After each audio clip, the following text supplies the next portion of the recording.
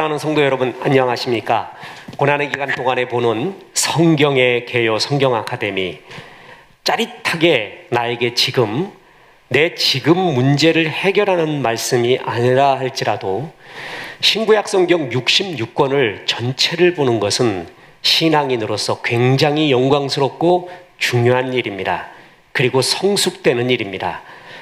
구석구석의 주의 말씀에 무슨 의미로 하나님이 우리에게 전달해 주고 있는가, 그것을 살펴보는 것, 그리고 그것이 켜켜이 쌓여 있을 때 실력이 먼지처럼 쌓이듯이요, 성경이 그렇게 쌓여갈 때 그것은 말할 수 없는 강력한 힘을 결국에 발하게 됩니다. 그리고 그 임계점이 반드시 있습니다. 폭발의 임계점까지 우리는 이 성경 말씀을 계속해서 쌓아나갈 것입니다. 느헤미야입니다. 느헤미야서는 느헤미야를 중심으로 이스라엘의 백성들 중 남은 자들이 바벨론 포로 생활에서 3차 귀환을 해서 예루살렘에 성벽을 건축하는, 성전도 건축이 되었어요. 그리고 하나님 말씀에 대한 아멘도 있었습니다. 그런데 한 가지 미비한 게 있었습니다. 그것은 성벽이었습니다. 이 성벽을 재건축하고 하나님의 말씀으로 회복을 이루어간 기록, 그것이 느헤미야서입니다. 히브리 성경에는 에스라와 느헤미야를 한 책으로 간주합니다. 나중에 나누게 됩니다. 그만큼 에스라와 느헤미야는 굉장히 긴밀한 관계에 있다는 것을 의미하고, 영어, 한글 개역 성경 모두 에스라서와 느헤미야를 나누었습니다. 주전 5에서 4세기 페르시아 시대를 배경으로 하는 에스라서, 느헤미야서, 에스더서, 이 세 가지는요, 한마디로 신약이 오기 전 구약의 거의 마지막의 사건들을 다루고 있기 때문에 신앙의 의미뿐만이 아니라 신학적, 역사적 의미에도 굉장히 중요한 것입니다. 그래서 에스라, 느헤미야, 에스더는 포로 말기에 이스라엘 공동체는 어떻게 살았으며 다시금 어떻게 신앙을 회복해 갔는가, 중요한 이야기죠. 신앙의 회복에 대한 이야기예요. 그래서 우리도 신앙이 회복될 때 에스라서에서, 느헤미야서에서, 에스더서에서 말하는 것 같이 핵심 사항이 이거구나, 회복을 위한 핵심 포인트가 이거구나 라는 것을 이 세 성경에서 구체적으로 배울 수가 있습니다. 보세요. 북왕국 이스라엘, 남왕국 유다, 이렇게 분열 왕국 시대에 북왕국은 아시리아, 남왕국은 바벨론에 의해서 멸망했죠. 그래서 이렇게 아시리아, 바벨론이 지배하다가 바사, 페르시아가 지배하게 됩니다. 그래서 이 페르시아는 하나님의 은혜로 1, 2, 3차 귀환까지 포로가 이스라엘 백성이 예루살렘으로 귀환하는 역사, 어떻게 이런 일이 진짜 역사적으로 일어날 수 있을까 하는 기적 같은 일들이 이루어지고, 바로 이때의 이야기가 느헤미야입니다. 그리고 에스더, 에스라, 전부 이때의 이야기예요. 이제 여기를 넘어가면 로마의 지배가 시작이 되죠. 그래서 예수님이 오게 되는 것입니다. 느헤미야는 유다 지파입니다. 포로 중에 태어났습니다. 포로였죠. 그러나 아닥사스다, 당시 이 왕궁에서 높은 지위로 영향력을 가진 왕의 술 맡은 관원이 됩니다. 우리가 이 술 맡은 관원, 떡 맡은 관원, 요셉 이야기에서도 배웠죠. 고대 근동 왕들은요, 거의 90% 이상의 죽음이, 암살이 먹는 거에서 나왔습니다. 독살입니다. 그래서 당시에 떡 맡은, 술 맡은 관원은 엄청난 왕의 신임을 받은 자가 그 자리에 오르게 됩니다. 어떤 사람은 비서실장 정도라고 이야기하는데 잘은 모르겠습니다. 그만큼 중요 요직에 오르게 됩니다. 포로기에도 이런 일이 일어납니다. 그러던 중 그의 형제가 예루살렘과 유다의 형편을 말해주게 됩니다. 스룹바벨의 인도하에 1차 귀환을 한 지 100년이 지났습니다. 그 후에 에스라가 예루살렘으로 2차 귀환을 하게 됩니다. 그래서 학사 에스라는 하나님의 말씀을 갖고 개혁을 일으킵니다. 큰 부흥이 일어났습니다. 성전도 건축됐죠? 말씀 개혁도 일어났습니다. 그러나 한 가지 모자란 것이 있었습니다. 그게 예루살렘 성벽이 아직 재건되지 않고 있다는 것입니다. 성전은 있는데 성벽이 없어요. 그러니까 수시로 적들이 들어오는 거예요. 벽이 없으면 어떡하겠어요? 문이 없으면 어떡하겠어요? 담이 없으면 어떡하겠어요? 수많은 적들의 위협에 노출되어 있었습니다. 우리가 이런 걸 봐도요, 하나님이 우리 인생에서 모든 걸 이루라고 하는 것이 아닙니다. 내게 줄로 재어준 구역이 있습니다. 다윗의 믹담이 시편 16편이라고 했죠. 시편 16편의 핵심은 내게 줄로 재어준 구역을 발견한 겁니다. 이때부터 인생은 타오르기 시작합니다. 게으를 수가 없습니다. 나는 스룹바벨 같은 사명인가? 아니면 에스라 같은 사명인가? 아니면 느헤미야 같은 사명인가? 주신 역할이 다 다릅니다. 그 일을 하다가 주 앞에 가면 됩니다. 이에 느헤미야는 금식기도 합니다. 그리고 예루살렘으로 가서 성벽 재건을 하기로 결심합니다. 그래서 예루살렘 총독으로 자원합니다. 쉽게 말해서 아까 뭐였다 그랬죠? 직책이 왕의 술 맡은 관원이었어요. 고위 직에서 요직에서 이른바 한직으로 자원을 한 것입니다. 대단하죠? 현실적으로 정말 신앙인은 무엇을 턱하는가를 보면 그 사람의 신앙의 현 주소를 알 수가 있습니다.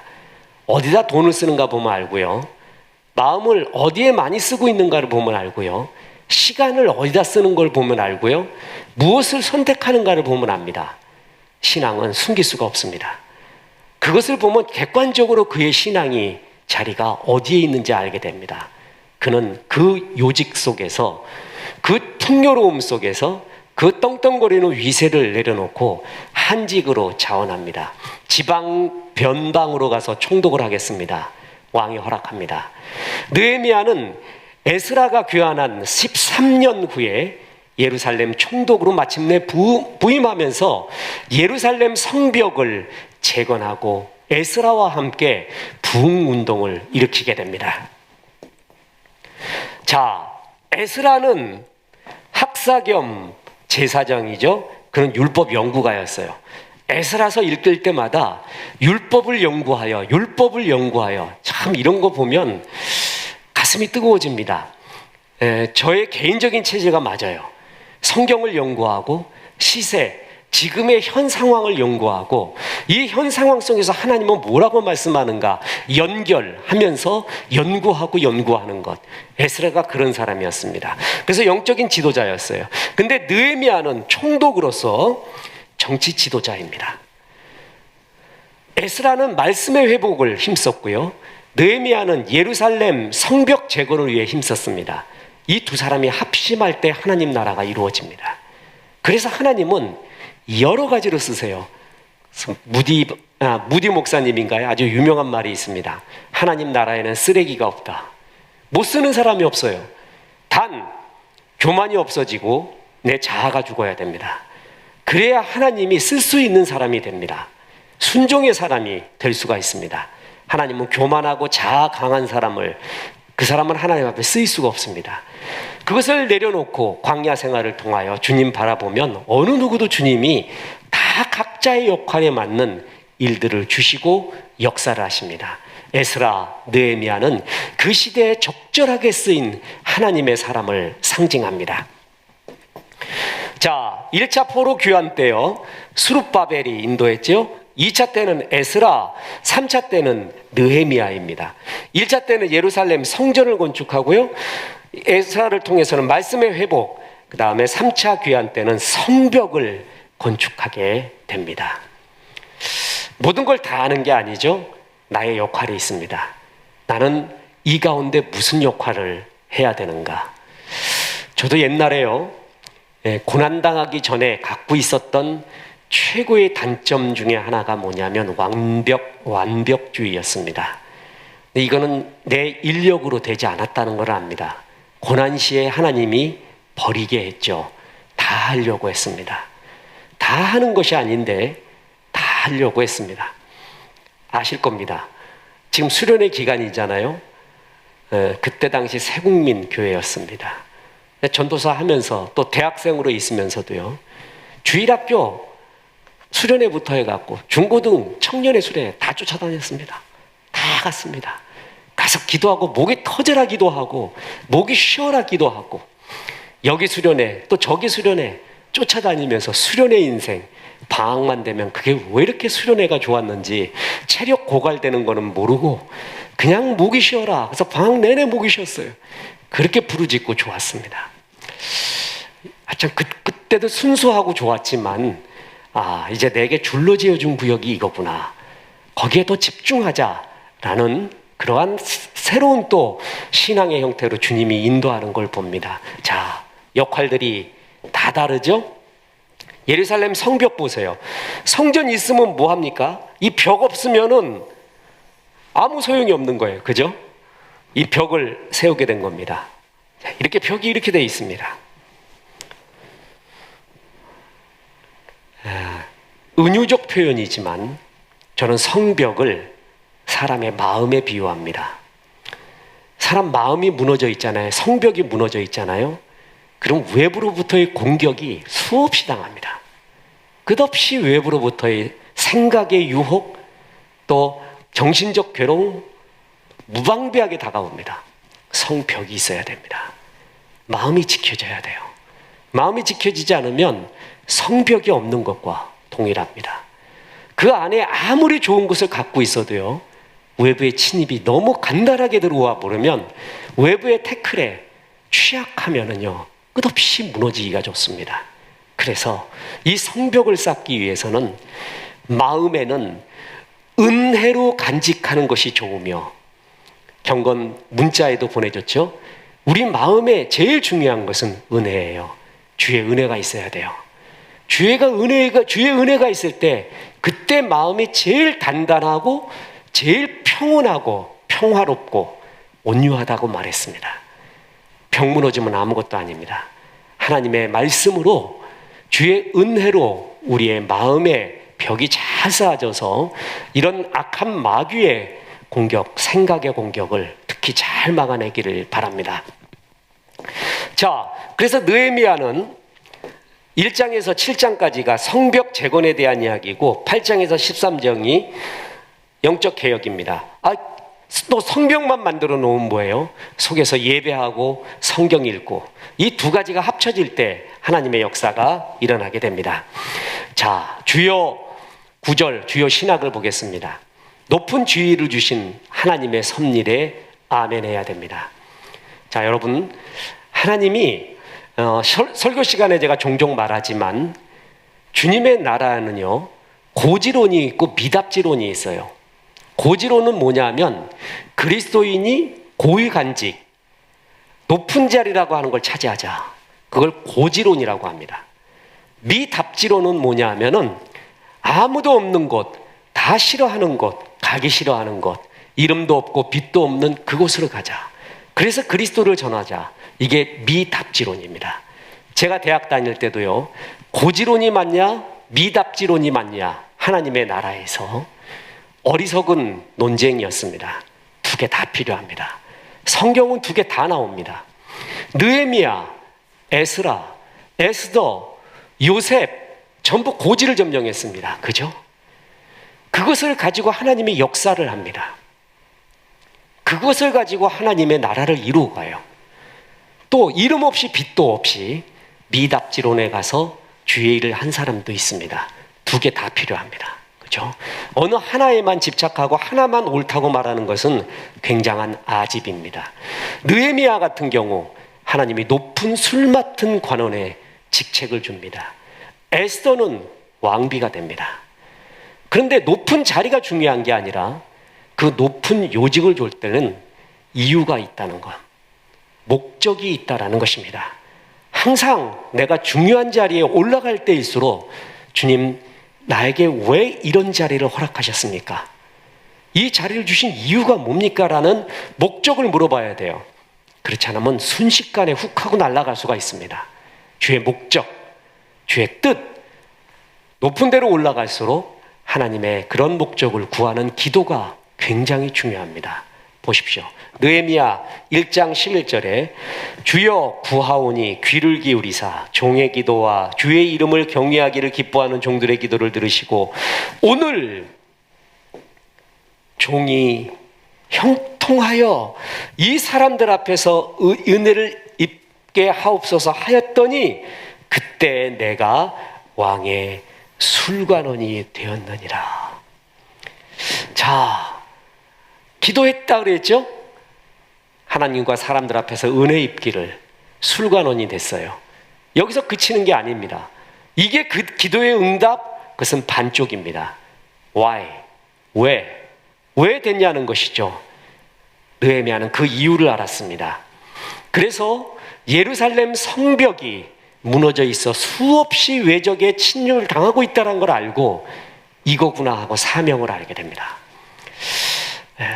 예배 계속 나오잖아요. 하나님의 말씀을 듣잖아요.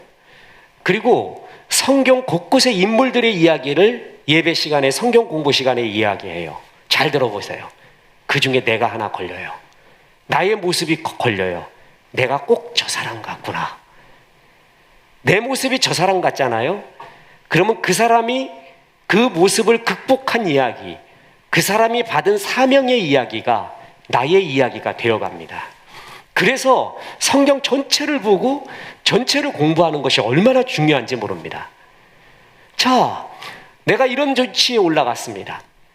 내가 어떤 일을 해야 될까요? 그는 그것을 물은 것입니다. 그리고 이 이야기를 들을 때, 예루살렘 성벽이 무너져 있다는 얘기를 들을 때 그게 나의 이야기구나 알았다.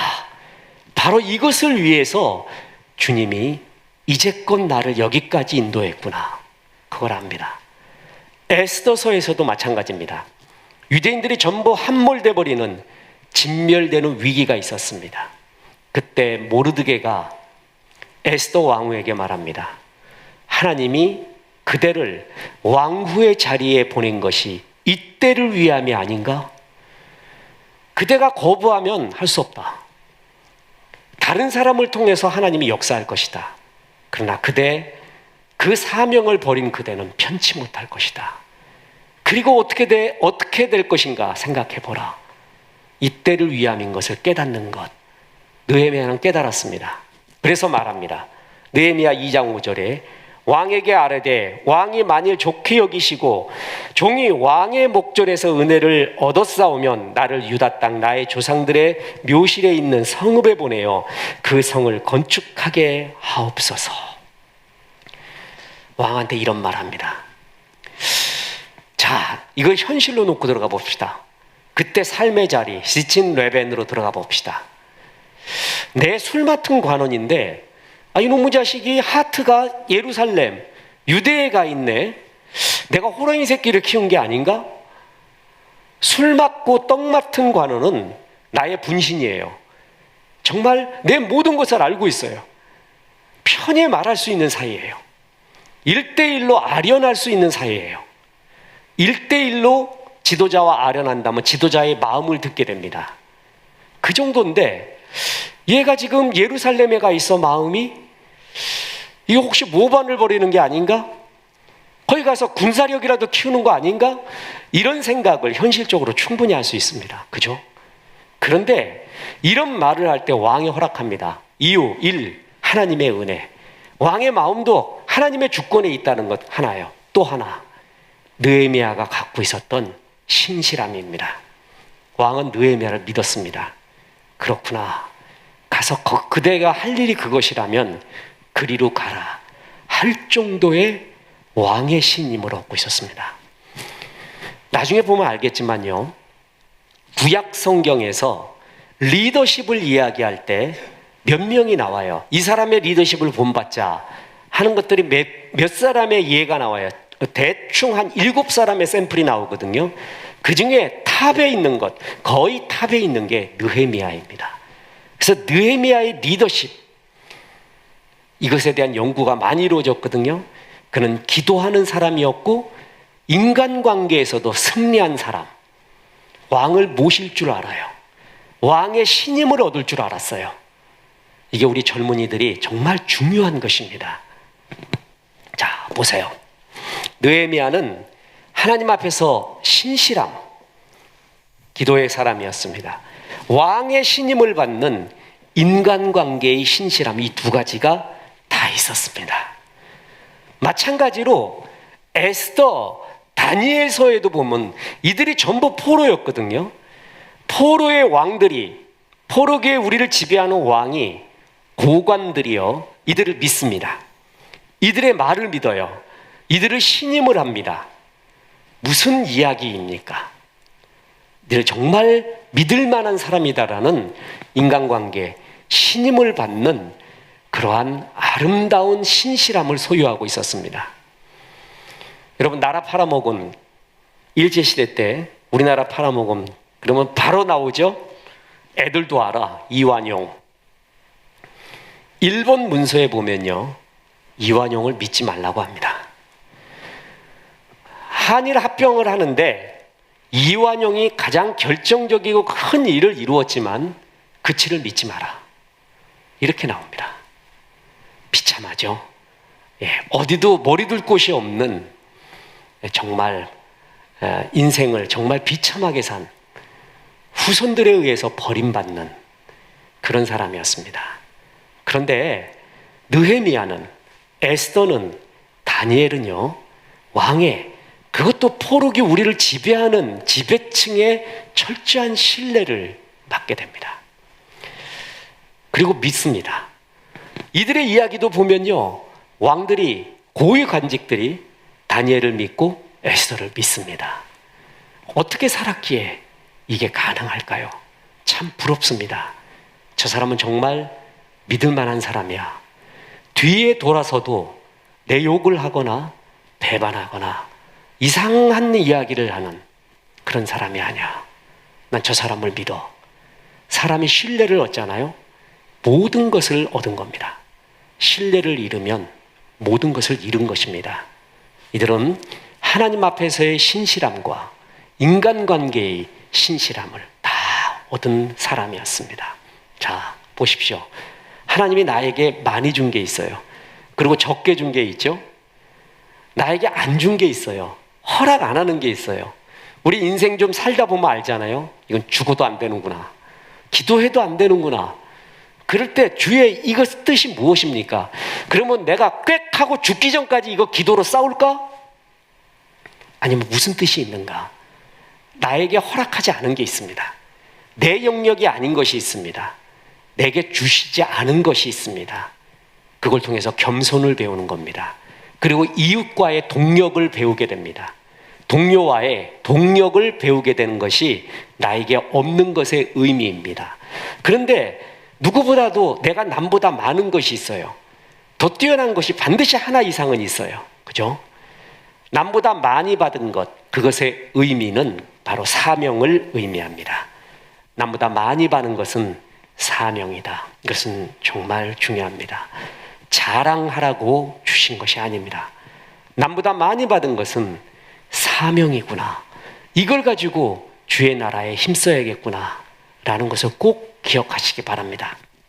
자, 뿐만 아니라 느헤미야의 리더십이 현실의 뿌리를 받고 우리가 현실을 살 때도 어떤 결정을 하거나 문제 해결할 때도 굉장히 중요한 원리가 여기에 하나 나옵니다.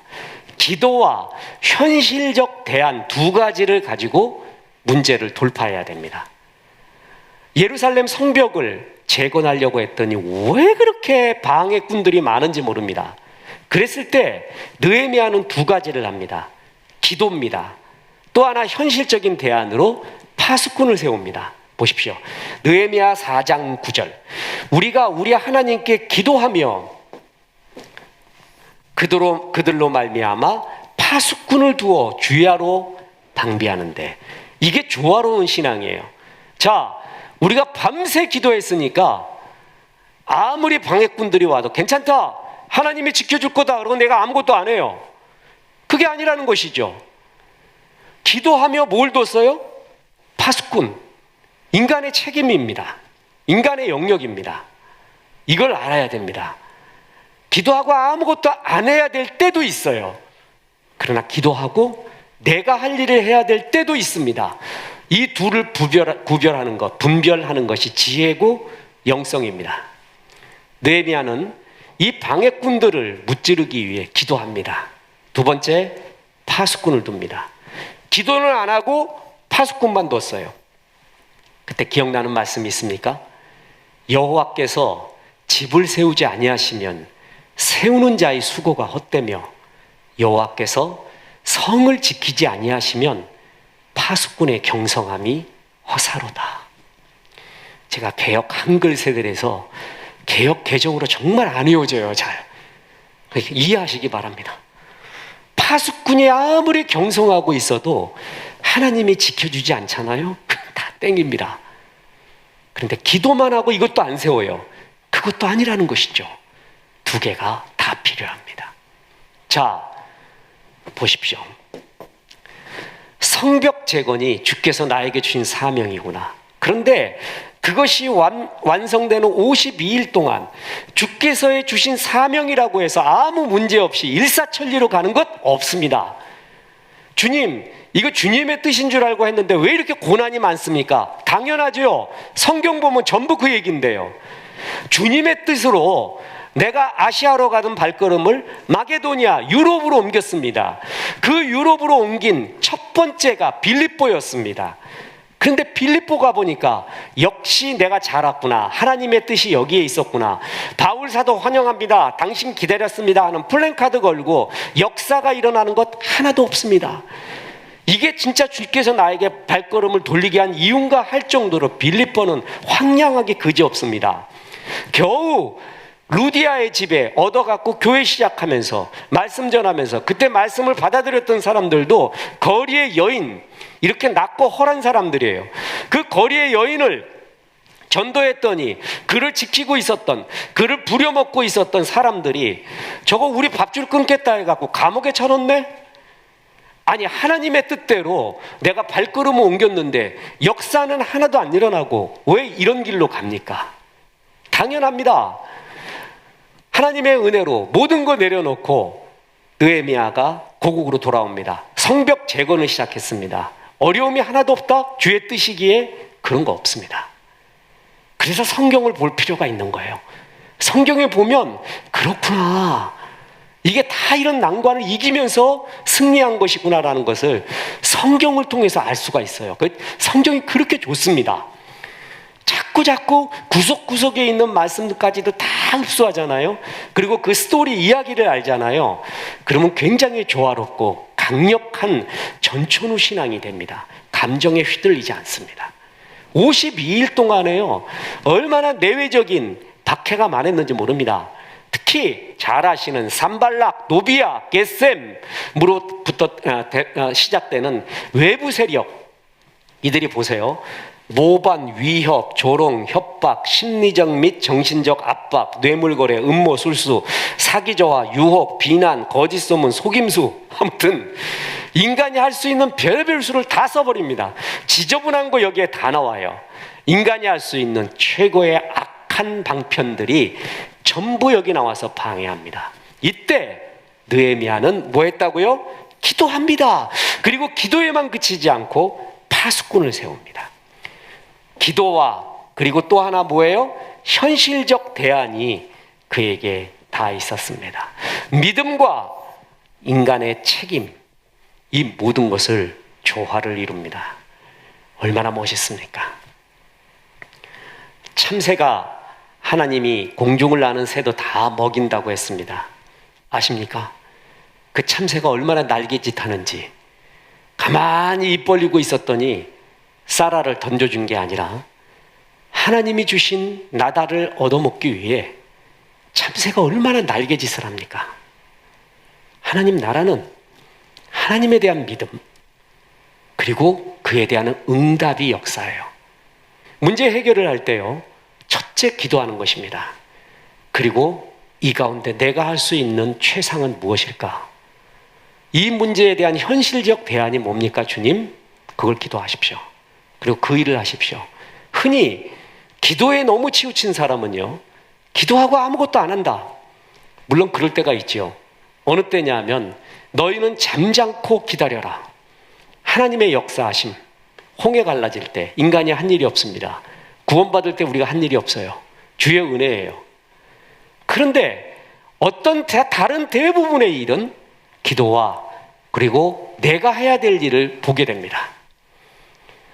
너무 극단으로 좌우로 흩어져서는 안 됩니다. 좌로나 우로나 치우쳐서는 안 됩니다. 기도를 도외시하고 인간의 책임만 강조해도 안 되고, 그리고 인간의 기도만 강조해서 인간의 책임은, 인간이 해야 될 일은 안 하고 이쪽으로 치우쳐서도 안 됩니다. 느헤미야서를 보면 이 방해꾼 문제 해결하는 원리 하나가 나옵니다. 그죠? 기도입니다. 예배와 기도입니다. 그리고 현실적 대안입니다. 이 두 가지가 함께 있어야 됩니다. 그럴 때 역사가 일어나게 되는 겁니다. 이게 현실에 뿌리를 박은 진정한 영성입니다. 우리가 영성 그러면 기도, 오직 기도 맞아요. 그리고 아무것도 안 해. 그럴 때가 있다니까요. 근데 그건 극히 드물어요. 우리가 해결해야 될 일의 영역이 100이라고 하면, 10이라고 하면 오직 기도만 해서 이루어진다? 그러면 그 10 중에 몇이 될까요? 저는 한 3 정도라고 봅니다. 나머지 7은 내가 해야 될 일을 해야 됩니다. 성경이 그것을 말하고 있죠. 그죠? 그래서 이런 양극단으로 치우치지 말고 기도와 지금 내가 해야 될 일을 하나님께 묻는 것이 굉장히 중요합니다. 그들은 산발약, 노비야, 겟셈의 공격으로부터 기도하고 파수꾼을 세웠습니다. 이게 중요한 영적인 원리입니다. 마지막입니다. 그러나 결정적 신앙의 부흥은 하나님의 말씀입니다. 느헤미야 8장 1절, 이스라엘 자손이 자기들의 성읍에 거주하였더니 7째 달에 이르러 모든 백성이 일제히 수문 앞 광장에 모여 학사, 자 에스라가 등장하죠. 에스라에게 여호와께서 이스라엘에게 명령하신 모세의 율법책을 가져오기를 청하매 성벽이 마침내 완성됐습니다. 그 성벽 안에서 식혜나 먹고 사이다나 먹으면서 이제 안전하다, 그걸 위해 성벽 재건한 것이 아니죠. 하나님 말씀 듣고 그 말씀대로 살려고 그곳에서 모이게 됩니다. 저는 참 이스라엘의 역사 가운데 바로 이러한 이야기, 이때 조금만 말씀 듣고 아멘 한다니까요. 근데 곧 다 또 잊어먹어. 정말 어떻게 또 동일한 반복을 할까? 그러나 이때는 정말 아름다운 거예요. 율법책 가져오기를 청하며 성경 들려주십시오, 그런 거였습니다. 그랬더니 하나님의 율법책을 낭독하고 그 뜻을 해석하여 백성에게 그 낭독하는 것을 다 깨닫게 하니, 참 이런 걸 들을 때마다 그렇게 좋을 수가 없습니다. 그 뜻을 해석, 제가 또 구약학 전공했지만 구약학 중에서도 해석학 아닙니까? 허메니틱스, 해석학이 얼마나 중요한지 모릅니다. 어떻게 해석해야 되는가? 그냥 성령이 해주시지 그러면 맞는 말이지만 답답한 말이에요. 어떻게 이 원어를 분석하고 해석해야 되는가? 거기에는 또 인문학적 소양도 되게 필요합니다. 인문학은 현실의 이야기잖아요. 현실과 연결이 돼야 되잖아요. 그래서 이것을 잘 풀어주는 것이 굉장히 중요합니다. 그래서 그 낭독하는 것을 뭐라고요? 깨닫게 하니. 자 보세요. 백성이 율법의 말씀을 듣고 다 우는지라. 얼마나 멋있어요. 하나님 말씀 듣고 울어요. 속지 마십시오, 울음에. 이것들이 또 금방 잊어먹어. 그리고 또 뻘짓거리 합니다. 그런데 한 가지 묻겠습니다. 그때 울었던 건 진실일까요? 거짓이었을까요? 전 진실이었다고 봅니다. 그때 정말 주의 말씀에 감동합니다. 세상과 나도 간 곳 없고 구속한 주만 있는도다. 그 찬송처럼 하나님의 말씀에 성벽이 재건되고 그 안에서 하나님의 말씀을 들을 때 그들은 감동해서 울었습니다. 총독 느헤미야와 제사장 겸 학사 에스라와 백성을 가르치는 레위 사람들이 모든 백성에게 이르기를 오늘은 너희 하나님 여호와의 성일이니 슬퍼하며 울지 말라 하고, 느헤미야가 또 그들에게 이르기를 너희는 가서 살진 것을 먹고 단 것을 마시되 준비하지 못한 자에게는 나누어 주라. 여러분, 얼마나 자연스러운 하나님, 그리고 멋이 있는 하나님이에요. 귀신 쫓아내려고 70인 전도단 파송했어요. 막 간증하느라고 바쁩니다. 뭐 귀신이 떨어졌느니 어쩌느니. 그러니까 예수님이 듣고 계시다가 그래 아그들아 수고 많았다. 너희들이 밥 먹을 틈도 없구나. 가서 좀 쉬어라. 또 다시 기도해서 야 이제는 절로 가라. 저쪽은 마귀가 더 많다. 귀신들이 더 많다. 박살내고 와라. 이러지 않고 먹을 것이 너무 사람들이 오고 가서 너희가 먹을 겨를도 없었구나. 가서 좀 쉬어라. 이렇게 이야기합니다. 오늘은 울지 마라. 우리 웃자. 그리고 맛있는 거 먹어라. 그리고 그것을 못 먹는 자에게는 나누어 줘라. 이날은 주의 성일이니 근심하지 말라. 그리고 제가 참 좋아하는 구절입니다. 여호와로 인하여 기뻐하는 것이 너희의 힘이니라. 우리 가스펠송에 그게 있었어요. 지금 안 부르는데 주님의 기쁨이 나의 힘, 주님의 기쁨이 나의 힘, 그런 찬송이 있었습니다. 그게 여기였습니다. 주님의 기쁨이 나의 힘이에요. 그리고 주님을 기뻐하는 것이 나의 힘입니다. 하나님을 기뻐하는 게 너희의 힘이래요. 너희의 용기래요. 네 마음속에 은혜가 있는 것이 너희 마음은 은혜로 굳게 지키고, 우리 마음을 지키는 길이 하나님의 은혜가 있는 것이래요. 저는 이게 그렇게 좋을 수가 없습니다. 주의 은혜가 없을 때, 주님으로 인한 기쁨이 없을 때 마음은 황폐해집니다. 교만해집니다. 세상 걱정으로 가득합니다. 세상의 기쁨은 짜릿한 것도 있지만 항상 그림자가 있습니다. 주님은 회전하는 그림자도 없다 그랬잖아요. 주님이 주시는 기쁨은 그림자 없는 기쁨이에요. 근데 세상 기쁨은 항상 그림자가 따라옵니다. 완벽한 기쁨이 아닙니다. 슬픈 기쁨입니다. 그림자가 있습니다. 편치 않는 기쁨이 있어요. 근데 가장 기쁨은 여호와를 기뻐하는 것. 우리의 소원이 돼야 됩니다. 나중에 다 없어집니다. 다 아무것도 아닙니다. 전부 안개 같고 바람같이 날아갑니다. 내가 하나님을 기뻐했던 일, 주의 성품을 닮아갔던 일, 그리고 전도 선교 구제했던 주의 마음의 일, 그것이 남습니다. 여호와로 인하여 기뻐하는 것이 너희의 힘이니라. 느헤미야는 제사장 에스라와 함께 개혁을 이룹니다. 이제 하나님의 은혜 가운데 성벽이 재건되고, 재건된 그 속에 진정한 부흥의 마지막 불꽃, 하이라이트인 말씀의 부흥을 가르칩니다. 백성들은 언약을 갱신합니다. 자, 여기서도 보세요. 언약 갱신이라는 것이 구약에서 굉장히 중요한 신학적 용어 중에 하나입니다. 갱신은 리뉴얼 한다는 것이죠. 리뉴얼은 왜 하는가? 여러 이유가 있는데 그 중에 하나는 맨날 안 지켜. 그러니까 요번에는 하겠대. 그게 갱신이에요. 쉽게 말해서. 요번에는 하겠대. 진짜 요번에는 하겠습니다, 주님. 언약을 갱신합니다. 율법에 따라 이방 여인들과 통혼하지 않고 안식일과 안식년을 지키기로 합니다. 성전세를 내고 제단에 사용할 나무를 드리고 성전에서 일하는 제사장과 레위인들을 후원하기로 다짐하고 헌신합니다. 주님, 요번에 정말 하겠습니다. 하나님 말씀 듣고 울면서 이 다짐을 하게 됩니다. 그래서 개혁의 하이라이트는 말씀의 부흥입니다. 느헤미야는 12년 동안의 성벽 재건을 마치고 총독 생활하고 바벨론으로 돌아갑니다. 그런데 다시 돌아옵니다. 예루살렘으로. 왜 그런 줄 아세요? 그렇게 울며 다짐한 이스라엘 백성들이 언약을 안 지킵니다. 안식일 어깁니다. 성전을 더럽힙니다. 레위인 돌보지 않습니다. 이방 사람들과 통혼합니다. 내가 또 가야 되는구나. 그래서 재개혁을 단행합니다. 그것이 이제 구약의 거의 마지막의 모습입니다.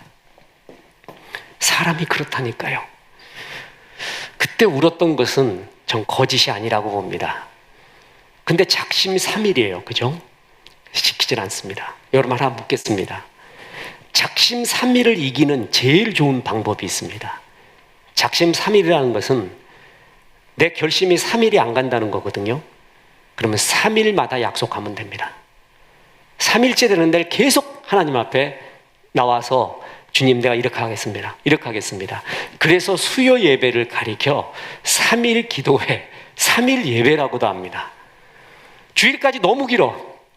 너무 길어. 그동안에 또 다 까먹어요. 내가 뭘 기도했고 뭘 아멘 했는지도. 3일 기도회에 나오는 거예요. 금요일 날 우리 같이 바로 이런 또 성경 공부를 하고 그렇게 계속 주의 말씀에 젖어야 돼요. 그럴 때 그것이 쌓일 때 결국 역사를 이룹니다. 느헤미야라는 말의 이름은 여호와께서 위로하신다는 의미를 가지고 있습니다. 그는 성벽을 보수함으로 이름 그대로 많은 백성들에게 위로를 주는 인물이 되었습니다. 저는 참 이것이 좋습니다. 사람들에게 위로를 주는 임무. 느헤미야서에 보면요, 사명이 뭔지, 말씀이 뭔지, 기도가 얼마나 중요한지, 예배의 회복이 얼마나 중요한지, 그리고 리더십의 중요성이 나옵니다. 이 난관을 리더는 어떻게 극복해 나가야 되는가? 그래서 느헤미야의 개인적인 리더십, 느헤미야의 리더십의 이야기, 이것이 또한 느헤미야서에서 아주 중요하게 강조되고 있는 것입니다. 우리는 가정에서도 리더죠. 엄마 아빠로서 리더입니다. 사회에서도 작은 팀의 팀장이 되고 리더는 모든 사람이 들어야 되는 중요한 하나님의 말씀입니다. 그 리더십의 중요한 모본이 바로 느헤미야서에 나와 있습니다. 기도의 일, 파수꾼을 세우는 인간적인 책임의 일, 두 개가 조화를 이루기 바랍니다. 그리고 느헤미야처럼 많은 사람을 위로하는 존재가 되십시오. 분열하는 존재, 무너뜨리는 존재, 힘을 망가뜨리는 존재 되지 말고 일으켜주는 존재, 위로하는 존재, 살리는 존재가 되시기를 주 예수의 이름으로 축원합니다. 기도하겠습니다. 하나님, 오늘 성경 아카데미 느헤미야서를 통하여 주의 말씀 주셔서 감사합니다. 수많은 백성들이 말씀 듣고 울며 아멘 했지만 또다시 반복되는 죄를 범하곤 했습니다. 우리의 모습입니다. 용서하시고 또다시 주의 말씀 들을 때 다시금 주 앞에 다짐할 때 우리를 긍휼히 여겨 주옵소서. 느헤미야의 기도의 영성을 주옵소서. 현실의 영성을 주옵소서. 우리의 자녀들이 이 조화로운 신앙으로 자라갈 수 있도록 도와주옵소서. 예수님의 이름으로 기도했습니다. 아멘.